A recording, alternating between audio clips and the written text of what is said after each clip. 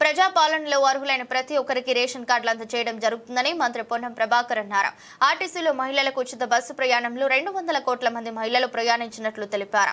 Siddipet police commissionerate కార్యాలయ ఆవరణలో 79వ స్వాతంత్ర దినోత్సవ వేడుకల్లో మంత్రి పొన్నం ప్రభాకర్ పాల్గొని జాతీయ జెండాను ఆవిష్కరించారు. అనంతరం పోలీసు గౌరవ వందనం స్వీకరించారు. ఈ సందర్భంగా మాట్లాడుతూ నియోజకవర్గానికి 3500 ఇంద్రమ్మ ఇళ్లు చొప్పున 5 లక్షల రూపాయల ఆర్థిక సాయం అందించడం జరుగుతుందన్నారు. 9 రోజుల్లో 9,000 కోట్ల రూపాయలు రైతు భరోసా కింద పంట పెట్టుబడి సాయం అందించినట్టు తెలిపారు. అందరికీ నా హృదయపూర్వక శుభాకాంక్షలు తెలియజేస్తా ఉన్నాను.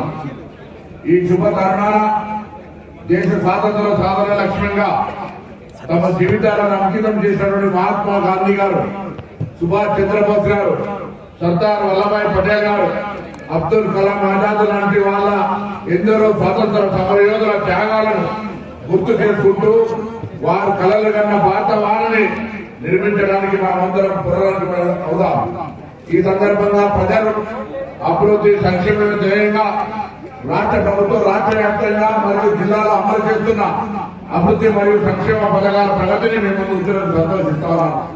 రేషన్ కార్డుల పంపిణీ చాలా కాలంగా రేషన్ కార్డులకు సంబంధించి అనేక దఫాలుగా అప్లికేషన్లు పెట్టుకున్న రానటువంటి పరిస్థితుల్లో ప్రభుత్వం అర్హులైన ప్రతి ఒక్కరికి ఇదొక నిరంతర ప్రక్రియగా కొంత కాలానికి మాత్రమే పరిమితి అయ్యే విధంగా కాకుండా రేషన్ కార్డుల ప్రక్రియ ప్రారంభించి ఆ ఒక కొత్త కుటుంబ సభ్యుల యొక్క చేర్పులు మార్పులతో పాటు నూతన రేషన్ కార్డు ఇచ్చే కార్యక్రమం తీసుకుంటా ఉంది.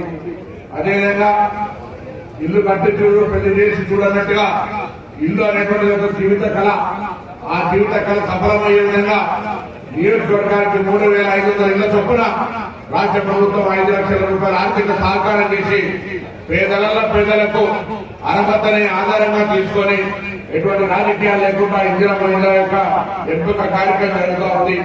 అదేవిధంగా మొన్ననే దాదాపు 200 కోట్ల మంది ప్రయాణాలు చేసినటువంటి అక్కా చెల్లెలు డిసెంబర్ 9, 2023 నాడు ప్రారంభించినటువంటి ఆర్టీసీ ఉచిత మహిళా ప్రయాణ యొక్క కార్యక్రమాన్ని విజయవంతంగా ముందుకు తీసుకుపోతా ఉన్నాం.